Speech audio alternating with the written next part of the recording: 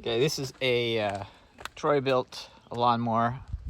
Lots of lawnmowers in that same family. Anyway, I'm putting on the new drive belt.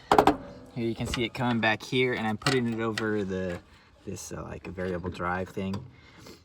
But getting this belt over this final pulley was hard, so here's the trick I used for getting it on there. Obviously, lace on this side was easy, but getting it to go the rest of the way was difficult. Underneath, if you loosen up